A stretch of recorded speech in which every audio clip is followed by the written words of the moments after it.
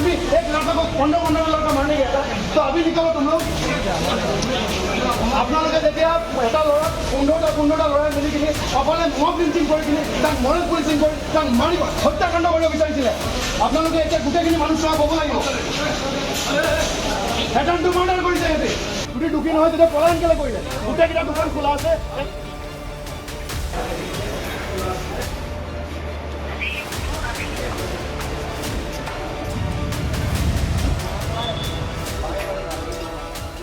মোৰ আজি এক্সাম আছিলে, ফাইনেল এক্সাম ল কলেজৰ। তাৰপিছত মোৰ ভাইটিক লৈ মই আহিলোঁ ডিগবৈপা এক্সাম দিবলৈ। মই এক্সাম দিব সোমালোঁ, তাৰপিছত সি TDA মাৰ্কেট গ'ল মোবাইল বনাবৰ কাৰণে, মিকি মোবাইলত। তাৰপাছত কি হ'ল, মই এক্সাম দিয়া খতম হ'ল, মই তাক ফোন কৰি মাতিছোঁ বুলি। সি মোক ফোন কৰি ক'লে ওলাইছোঁ বুলি কৈছে আৰু TDA মাৰ্কেটৰ পৰা। অলপ লগে লগে আকৌ ফোন কৰি কিনি কান্দিছে, মোক বোলে মাৰা মাৰি কৈছে, ডিঙি চিঙি ধৰি, মোৰ বহুত ভয় লাগিছে, জল্দি বুলি কৈছে আৰু মই কৈছোঁ তই ক'ত আছ, তই জল্দি বুলি কৈছোঁ আৰু।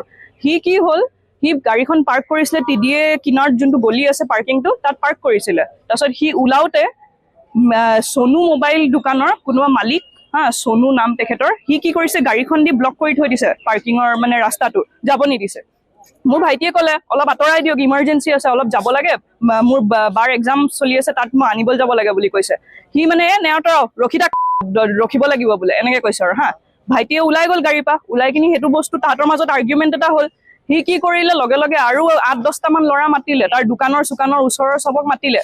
আহি মানে কথা নাই আৰু ডাইৰেক্ট মানে ভাইটিক ডিঙিত ধৰিছে, মাৰা মাৰি, ডিঙিত পুৰা দাগ হৈ গৈছে, ডিঙিত ধৰি ৱালত লগাই মানে একদম হিন্দুগিৰি বেছি দেখাবলৈ আহিছ, মুছলিম ইয়াতে গাড়ী থৈ দিম, হেন তেন এইবোৰ কথা মানে আৰু। এই গোটেই যোনকেইটা মাৰিবলৈ আহিছে, কুৰ্তা পায়জামা পিন্ধা মুছলিম একদম পুৰা দেখুৱাই দিছে আৰু মানে। তাৰ পাছতে তাহাঁতি মাৰপিট লাগি মোৰ ভাইটিক যেন তেন তাৰ পৰা পলাই আহিলে। মোক লৈ কিনি মই আকৌ গ'লো, তাৰপিছত তালে আকৌ গৈ কিনি মই সেইটোৱে কৈছোঁ, যদি ইমানে দম মুছলিম দেখাইছ তই নামটো এটলিষ্ট ক। কোনো এটাই নাম চাম নকলে তাত। কিন্তু মই তাৰপিছত আহি এতিয়া থানাত এই দুপৰীয়া 1টা বজাৰ পৰা ইয়াতে আছো। TDA পাৰ্কিং, TDA একদম কিনাৰত যোনটো গলি আছে, চব মানুহ আছিলে। মানে পাৰ্কিঙৰ চিকিউৰিটি গাৰ্ড নহয়, বাট মানে মেইন যোনকেইটাই মাৰিছে তাৰ মানে গোটেই দোকানত কাম কৰা খিনি আৰু মানে সেই তাৰ TDA মাৰ্কেটৰে মানে দোকানীবোৰৰ কাম কৰা ল'ৰাবোৰৰ পৰাই হয়। মানে মোৰ ওচৰত ফটো আছে তাহাঁতৰ। ধৰি লওক এটা 136 এনেকা টাইমতে হৈছে। আমিতো একো নাই, আমি কেছ ফাইল কৰিম আৰু বেলেগ একো নাই আমাৰ। আনকি তেখেতৰ ভায়েকো আহি গৈছে থানাত, আমাক কৈছে পইচা দি সেটেলমেণ্ট কৰি ল'বলৈ, কিবা এটা লৈ ভাইটি সেটেল কৰি দিয়া বুলি কৈছে, বেছি ডাঙৰ নকৰিবা বুলি কৈছে আমাক।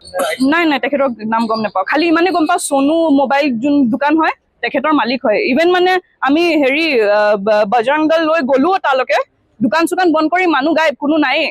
এতিয়া যেতিয়া মানে উপায় নাপায় আহিবলগীয়া হৈছে, তেতিয়া চব আহিছে এতিয়া মানে।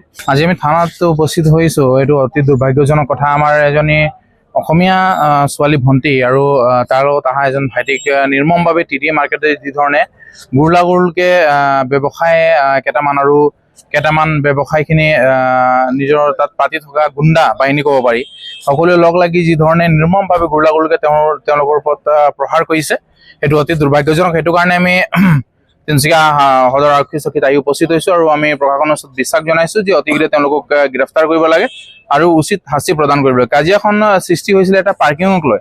আমি যিমানলৈকে গম পাওঁ, যি পৌৰসভা আছে, পৌৰসভাৰ পৰা কোনো ধৰণৰ মানে তাত TDAৰ পৰা কোনো ধৰণৰ পাৰ্মিশ্যন নোলোৱাকে তাত যি ধৰণে পাৰ্কিং তুলি আছে, সেইটো অবৈধ, এইটো আমি গৰিহণা জনাইছো।